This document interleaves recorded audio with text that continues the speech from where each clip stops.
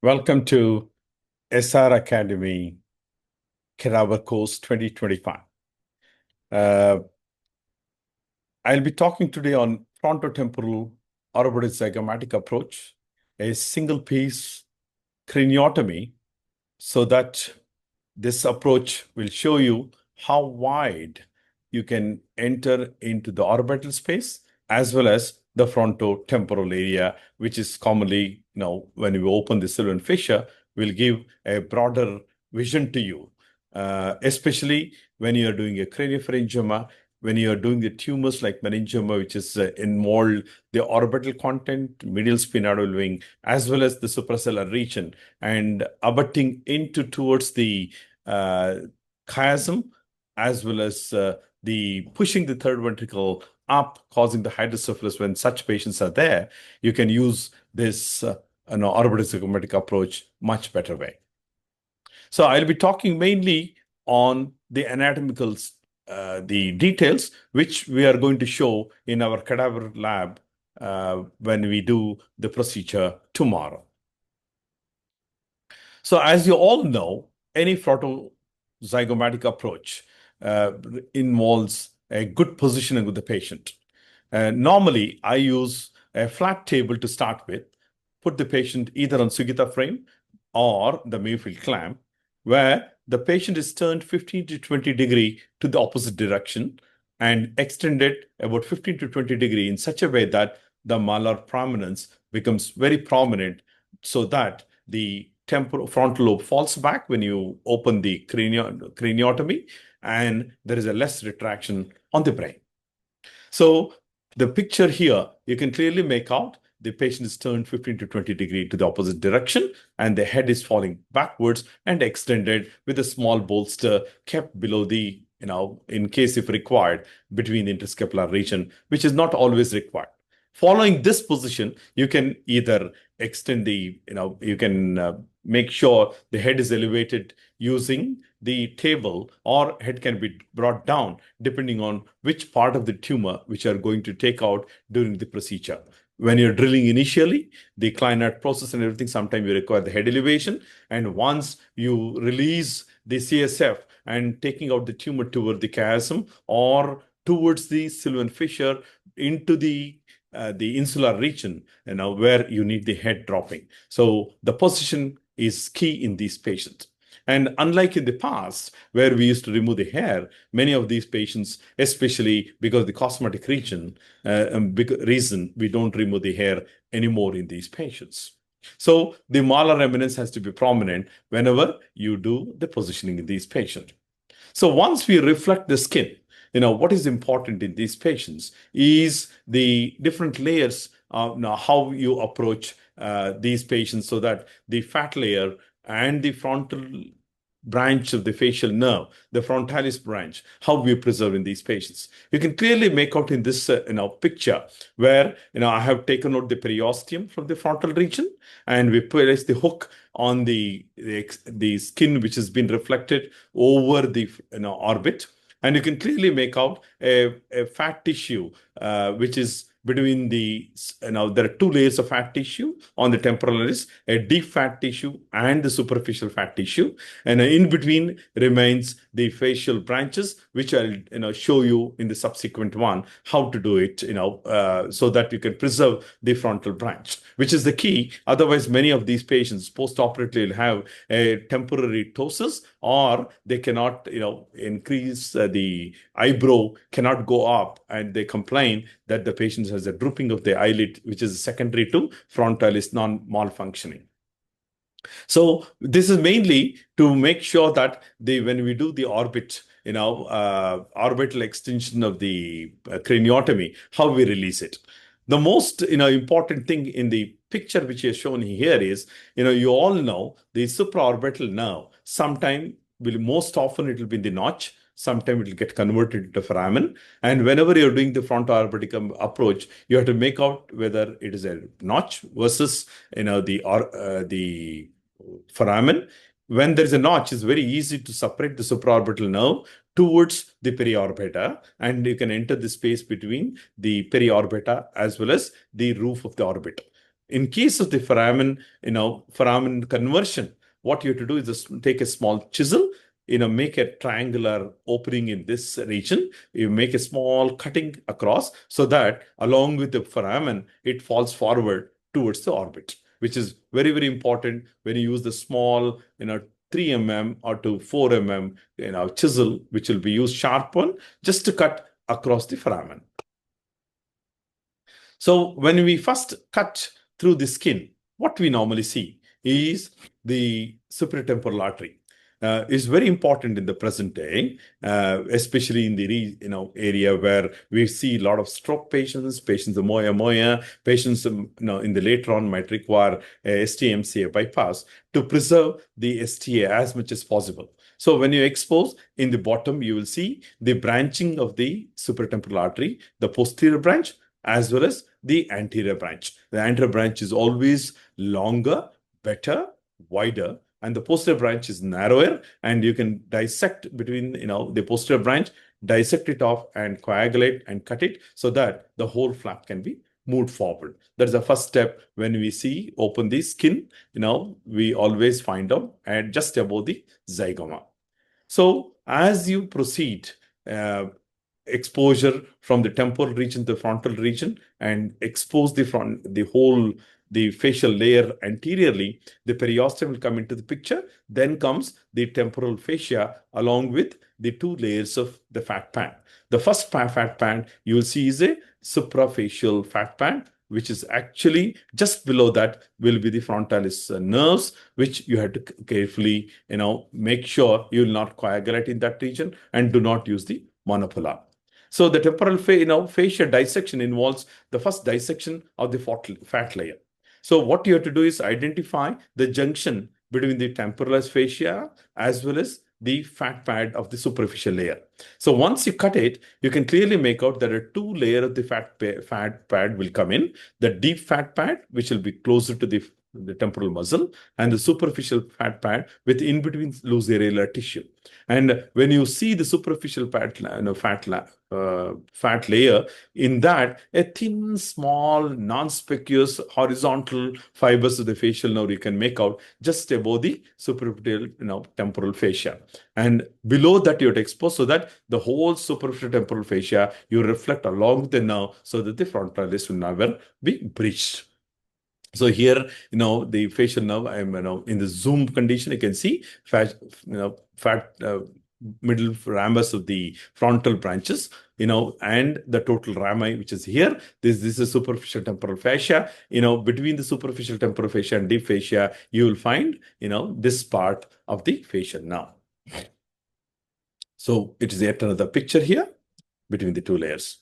So after cutting this, you take out the deep temporal fat, reflect it closer to the superficial temporal fat, which directly you will come across the frontal extension of the zygoma and the zygomatic extension of the zygomatic arch. So which is very, very important to dissect this part. If you don't dissect this part, you cannot identify the zygomatic arch completely, and dissection becomes much more difficult in these patients, especially when you're using the craniotome to cut the zygoma as a single piece along with the frontotemporal bone. So here, once again, I'm showing you the superficial temporal fascia, zygomatic arch. You can make out below the, between the deep fascia and the superficial fascia, interfacial, fat pad. You can clearly see there is a lateral orbital rim you can expose. Once you expose the deep temporal fascia, most anteriorly, and lateral orbital rim also should be exposed before exposing the temporalis muscle.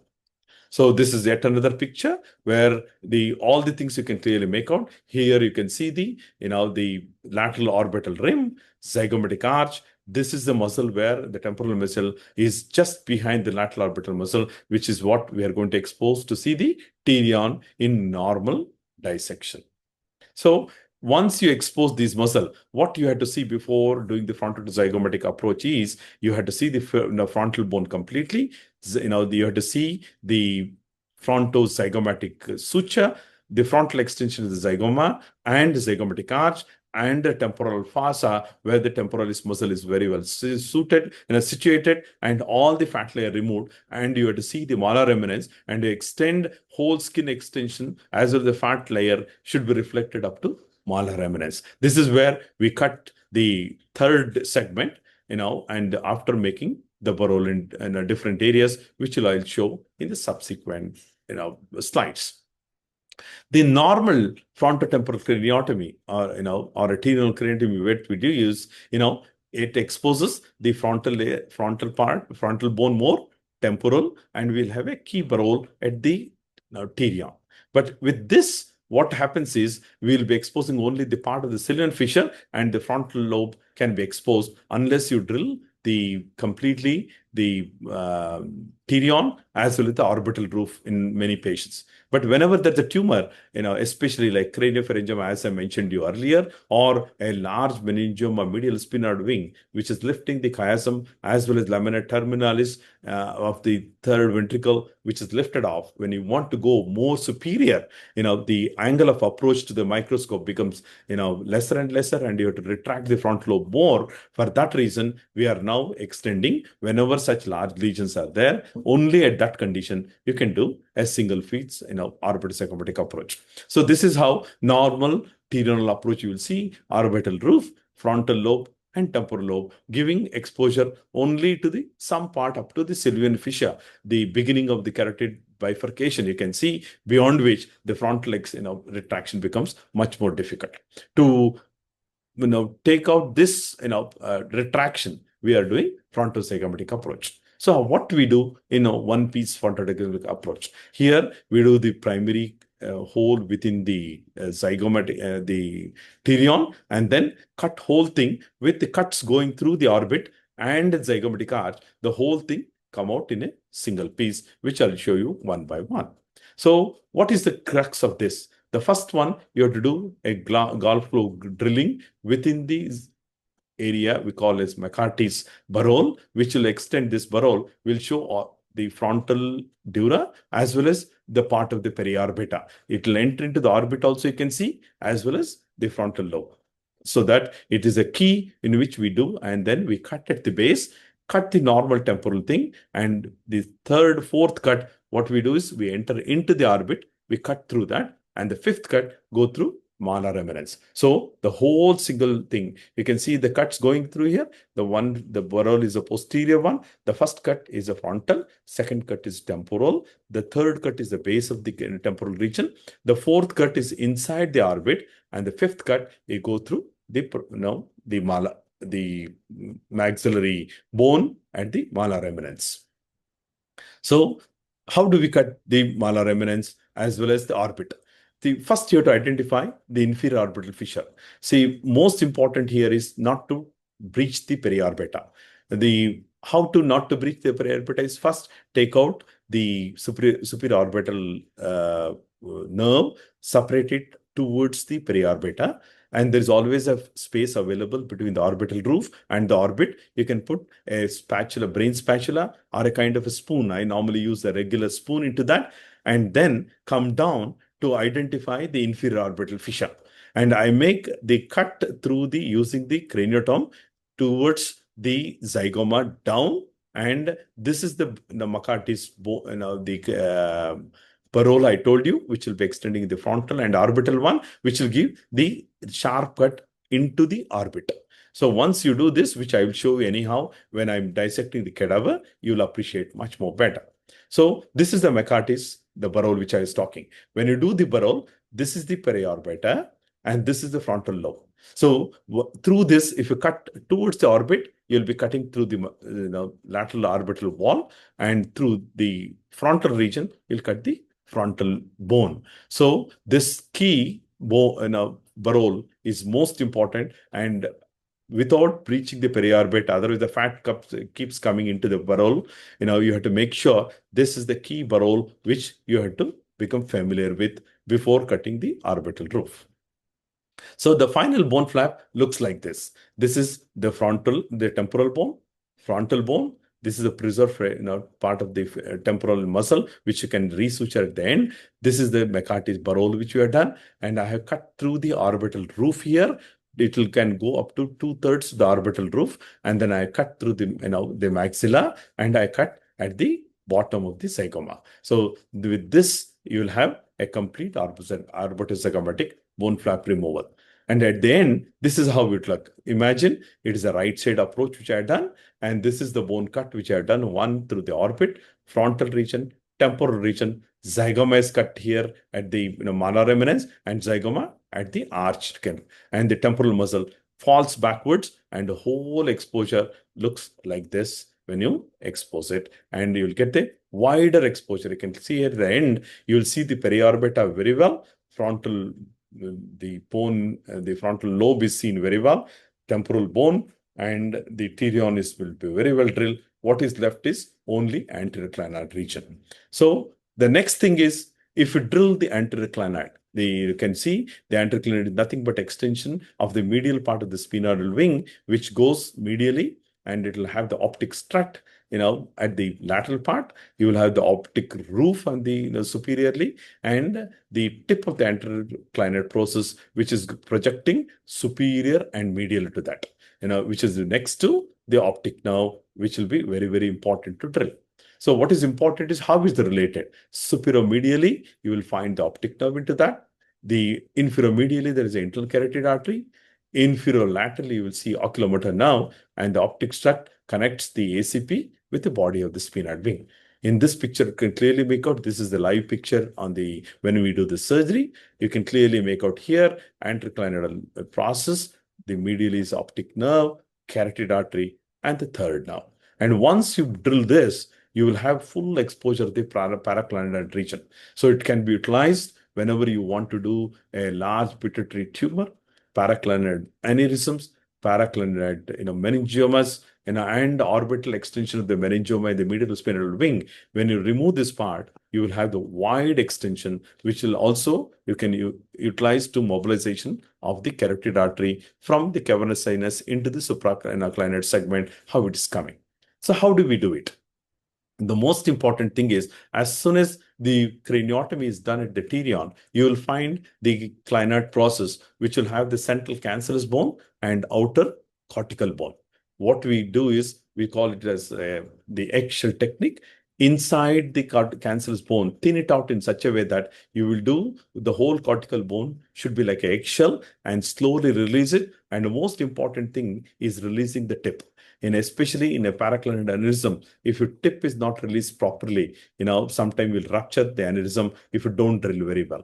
Nowadays, we use the ultrasonic bone cutters, which are much more better than the normal pneumatic or a Midas drill, because where you had to put some pressure into that. Whereas if you use the ultrasonic bone cutters, it just melts with the cortical bone, and taking out the clinoid becomes much more easier. This I'm showing you here, use of the 2 mm drill. I will show you once again in the cadaver model how we drill it as an eggshell technique, so that at the end, only thin layer of the bone can be taken out using the pituitary forceps without causing damage to the neighboring carotid artery, which is very, very important.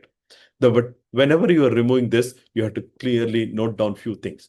Always review your CT to see the pneumatization of the ACP and its size. If required, use the neuronavigation, because sometimes angulation with which the tip of the ACP is oriented, sometimes every surgeon get confused. And start always lateral and superficial. Never drill blindly medial to the optic nerve, and always protect the neurovascular structures with, either the cotonetes, or the best thing is using the bone wax, because sometimes cotonetes will just, if you are using the drill, it'll come in your way. And the optic strut, it is the last barrier of the ICA. So, whenever you're drilling this, you have to be extremely careful, otherwise you'll injure the ICA. So at the end, when you remove it, you can clearly make out with the orbitozygomatic approach, as well as taking out the clinoid. You can clearly see the superior orbital, fissure can be removed completely, and the cavernous sinus parts come to the exposure. So whenever my next speaker will speak on cavernous sinus exposure from this point onwards, but the wider angle you get without hindrance of the orbital roof hanging over any of these structures gives a good perspective of the whole tumor and the retraction on both on the temporal lobe as well as the front lobe comes down significantly whenever you're doing the large tumor. So knowing this frontotemporal approach is a key to take out a big tumor in this region. So once you remove the clinoid, you will see two rings of the carotid artery, the outer ring and the inner ring we call. So there is a orbitomeningeal membrane. So we can cut it. Once you cut that, you see here is the optic nerve. This is the orbit, optic nerve. There is the carotid artery is hiding behind it. And once you take it out, there is a ring here. This is the outer ring. There is another inner ring. Inner and outer rings, once you cut it, you can clearly get exposed not only the carotid artery from the coming out of the cavernous sinus, the whole supraclinical segment, paraclinical segment, ophthalmic artery, and sometime, in this space, if you go, even you can see the PCOM and the vertebral arteries along with the third nerve, which gives a wider perspective to you whenever you remove the outer and inner orbital rings. And this is also useful whenever you are doing the meningioma medial spring extending into the optic nerve area into the orbit. Once you cut and take out the tumor, the vision becomes better for the patients. So ultimately, when we expose the clinoid and orbital approach, you can clearly take out the ring exposes the distal ring it is between the C5 segment and C6 segment, and the proximal ring is where the cavernous sinus loops up to C5 area. So the proximal and distal ring can be completely removed. So in that way, the orbitico-zygomatic approach gives a wider vision to you. In addition to the frontal and temporal approach, you can take out the inner and outer ring of the carotid artery to have the wider perspective. So with that, I'll take you to the cadaver lab now and show you stepwise how exactly we do it so that you will learn yourself to have a better, exposure to this approach. Thank you. And I always tell all my students as your anatomy is your surgery. Learning the microsurgery, learning the microsurgical anatomy is key for success for any neurosurgeon. Thank you.